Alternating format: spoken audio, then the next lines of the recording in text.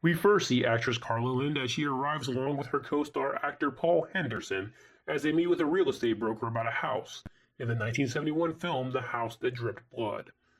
The film tells the story of a house in which everyone who lives there seems to have something bad happen to them. The broker lets Henderson know before he buys the home about his shady past, which intrigues him even more. He explains to the broker that he doesn't just play in horror movies, he must also live the lifestyle. Next, we see Henderson on the set of his latest horror film acting very diva-like, complaining that the set and the costume is not realistic enough. After he tears everyone a new one, he finds a card for a costume shop in his dressing room.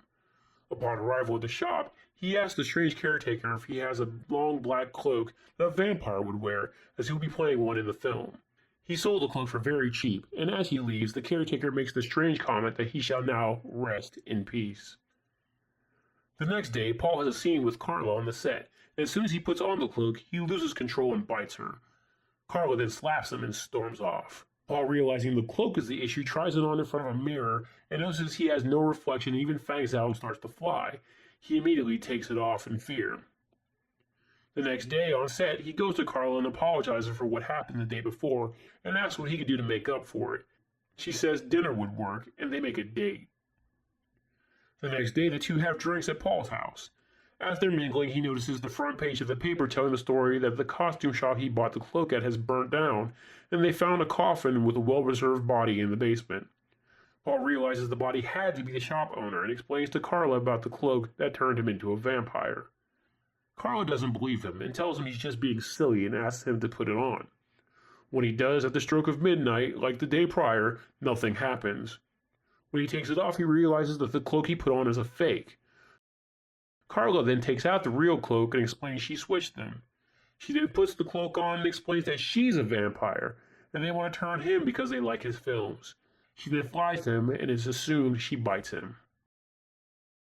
The film is told from the point of view of an investigator who is questioning the real estate broker as he is investigating Paul's disappearance. After the investigator is told these stories, he dismisses them as ridiculous and asks for the keys to the house. The real estate broker attempts to dissuade him and asks him to at least wait until morning, but he refuses. Back at the house, the investigator finds a door to the house's cellar where he finds two coffins. As the clock strikes midnight, one of the coffins opens and Paul, now a full vampire, wakes up and attacks him.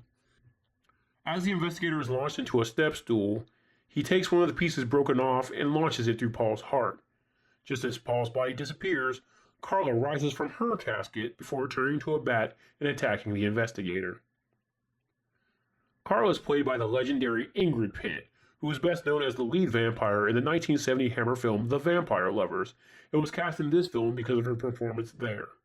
There is often confusion about her films due to her appearance here wearing a cloak and rising from a coffin, and is often misrepresented as a scene from her next film, 1971's Countess Dracula, which is an understandable confusion due to its name, but the film actually has no vampires in it, and the title actually references the historical serial killer Elizabeth Bathory, whose nickname was the Blood Countess or Countess Dracula due to her tendency to bathe in the blood of her victims that the film is loosely based on. Thanks for watching. If you like these recaps, please leave a like and subscribe and hit the bell icon to know every time I update. There is now an option to be a channel member where you'll get access to exclusive recaps from late-night vampire catalogs like Showtime, Cinemax After Dark, USA Up All Night, and much more. If you want to help my channel grow, please check out my Patreon, where members can get exclusive content that can't be uploaded on YouTube, along with download options. Link is in the description.